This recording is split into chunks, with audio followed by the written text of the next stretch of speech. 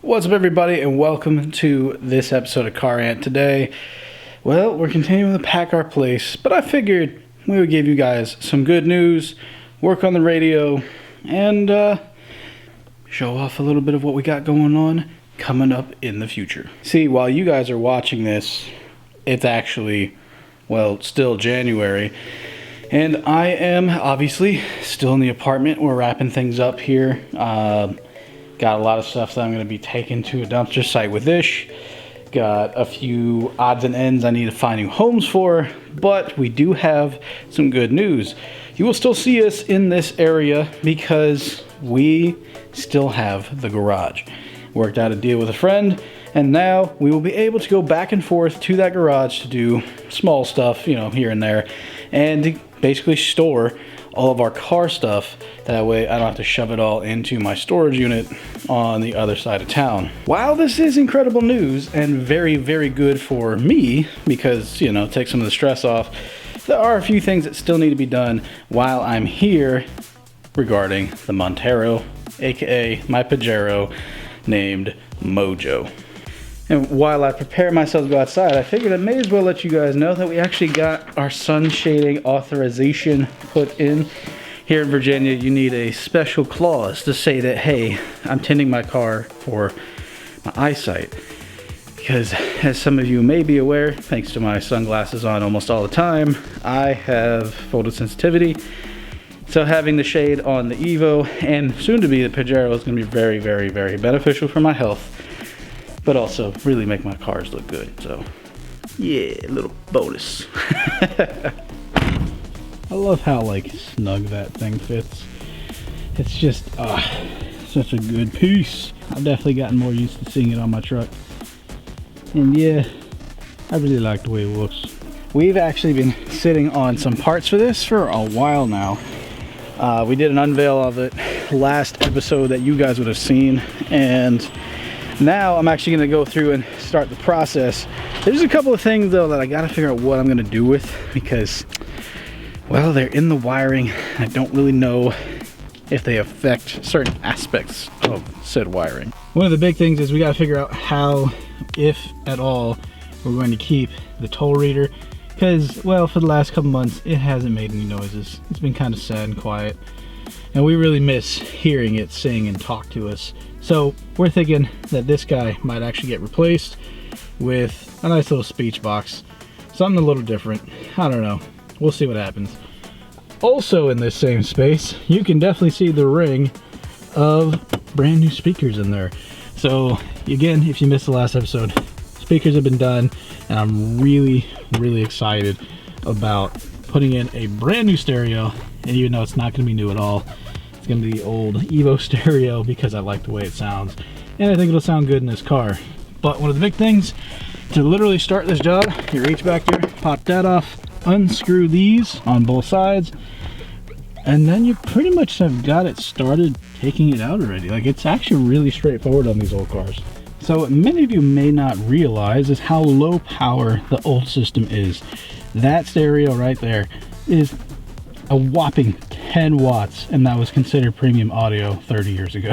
Given that 10 watts today is, well, shall we say, pretty sad, like the speakers that are in the doors and in the rear deck are 150 minimum, so this system is not giving enough power, and as a result, when you try to turn the volume, you just get distorted signal, which is why we're putting in the new stereo.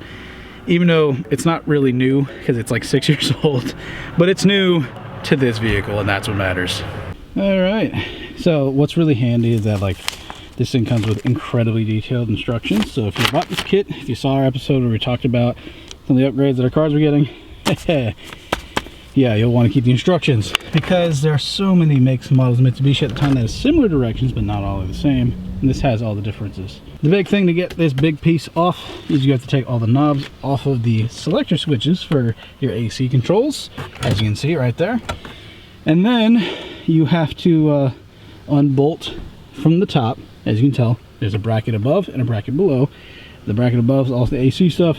Bracket below just had the one bolt for where the radio goes because it kind of tucks in real nice and clean and neat. Now that we're taking it out, this is a lot more of a pain than it's worth, so unfortunately he's gonna disappear. And once he's out, we gotta disconnect some of the plugins over there for like the cigarette lighter, and then on this side we gotta start taking the stuff out for the radio. Okay. Oh god, this radio. That bundle that you have to unplug on the one side actually is not just a cigarette lighter. It is the cigarette lighter, but also the clock. So I know when I put this back in, I'm gonna have to reset the clock for sure. But look at how big and monstrous this radio is. For an OEM thing, that is a massive block, especially from 30 years ago. But it does have a tape deck in it, so what do you expect? But now we have the fun job of removing the front fascia. As you can tell, lots of little screws all throughout it that we have to remove in order to pop out the radio and the lower tray assembly. That way we can finally mate in our new radio and our new cup holder mod, which is down there on the floor. This is gonna be fun. This is gonna be annoying, but it'll be fun. It's also really nice that it's like one modular piece. Like cars from the 80s and 90s were so good about being modular. Made our lives so much easier. When they went to these integrated systems, the market just started going downhill. The radio is out, and I'm gonna keep it because it's cool. It's boxy, it's different. Granted, at this point, only the aux port / CD port will be the only thing functional on it, but hey, looks cool. I like it. And now I'm gonna go through, unbolt these brackets so I can start mating in the new hardware. All right, so I have actually been able to retain this, which is cool because I might try to use this bracket that this is mounted with for when I change this out for like a little chime box or whatever. This is our drink holder / free box. It's pitched at an angle, so I'm a little concerned. This is actually the OG, the very first radio that we ever put in the Lancer, and then that went into the Evo later on. It's kind of funny how this like 5-year-old unit still kicks, still hits very nice. I love the way this sounds. It complements kickers really, really well. As you can tell, it's a little tight in here. There's not a lot of gappage along the top. Fits perfectly fine along the bottom, but not so much along the top. This is all in a mock-up stage. The wiring harness, as you can tell, is not in the stereo at all. Have everything completely pulled, just for the sake of the fact that I'm trying to verify some information first as far as the wire up goes, and also I still need the adapter harness to go to the plugs that are native to the car. Once those arrive and we're able to verify that this whole system will work correctly in the way it's supposed to, then we'll go ahead, wire it up, throw it in there. For now, we're gonna bolt it in as a mock-up because that adapter harness is still a few days away, and we want to actually see if it'll all fit correctly in the car first. And there you have it. After a couple minutes of fidgeting, it's all in there nice. Like I said, I just got to take a Dremel to the top part and it'll all fit in there perfectly. The only thing that's not great about this stereo setup is that I have to reach over to turn this, but at least I'll be able to see it and have a little more articulation than just pushing an up button or a down button. We are going to actually go for a little ride to test out how well the drink holder works, if at all. Hopefully it does. Otherwise, that thing was a huge waste of money. But yeah, all these parts that we have installed, other than the stereo, obviously, you can get these from what's it, Gen 1 Montero.com. I'll have the link in the description. It'll be the accurate name for it. Now all I've got to do is just put the last 2 bolts in the top, put the notches in, put my cigarette tray back in, and go for a ride, see how it works. So it's actually like I'm sitting where I'm supposed to, and while I'm definitely gonna have to reach down regardless, because like the old one you had to reach down, as it sits, the drink holder does not interfere with the 4-wheel drive setting, so I can actually still put it in 4 and have my drinks in there whenever I go out mudding with this little handsome fella. So like we're good there. Obviously no power because this whole thing is just mock-ups right now.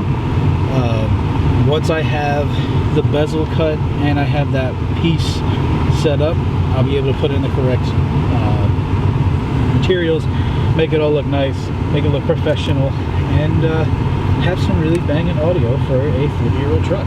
Now, one thing that I really wanted to share and have wanted to share with you guys for the last couple years is we've been working on a set of JDM wheels. We've been working on restoring an old vintage set of JDM wheels, and well, we were hoping to have them done by now, but unfortunately due to life and everything going on with our vehicles, the situation here, etc., they've been sitting here.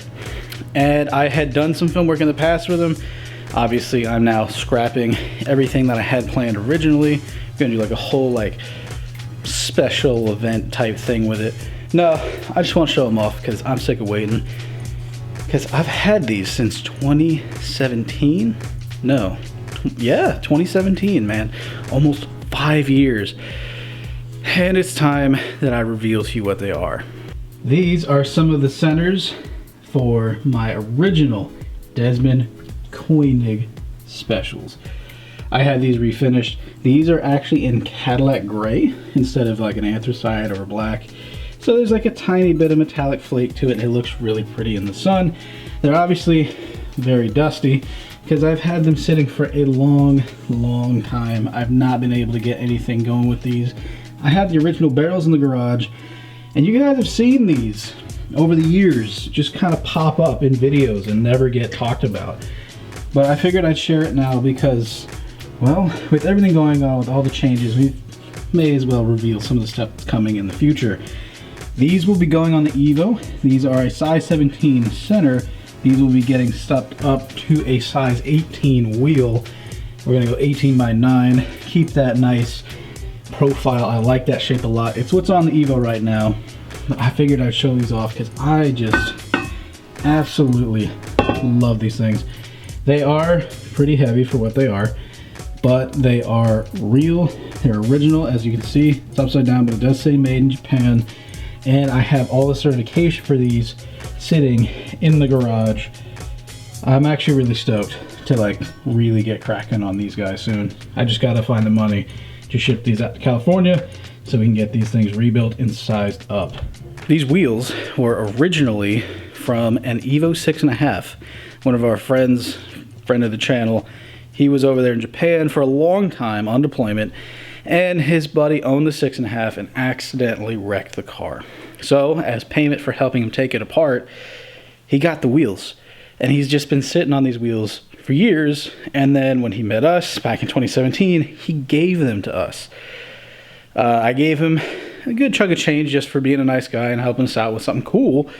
And now that we're like really pushing on the aesthetics on the Evo, I want to be able to show that off. I want to showcase it because it's all part of that car's story. And more importantly, I want to have the wheels and the paint and bodywork all done at the same time so we can do a big unveil of the new and improved Evo 8. So yeah, I'm real excited for this. And there you have it, folks. I know it's kind of a weird episode, a little vloggy, but I figured why not, while I'm in the midst of everything, continue to film. We'll just edit stuff and put it out later. That way you guys have stuff to watch. But also it'll give me a nice buffer of waiting for parts to arrive, things like that. Because, you know, there's still stuff that we're doing even when I'm moving and trying to figure out my living situation. So, like, you know, just roll with it. But with that said, thank you all for watching and coming along on this, shall we say, out of order episode. Hope you guys enjoyed the little previews of some of the things that are coming and some of the stuff that we've been waiting on. And yeah, Merlin and I are gonna go to Starbucks, get some coffee, get him a pup cup. Yeah, you want a puppuccino? Yeah? You want a puppuccino? Yeah. Get some whipped cream? Yeah. Go to Starbucks. I love my dog. Anyways, God bless you guys, and we'll see you next time. Peace!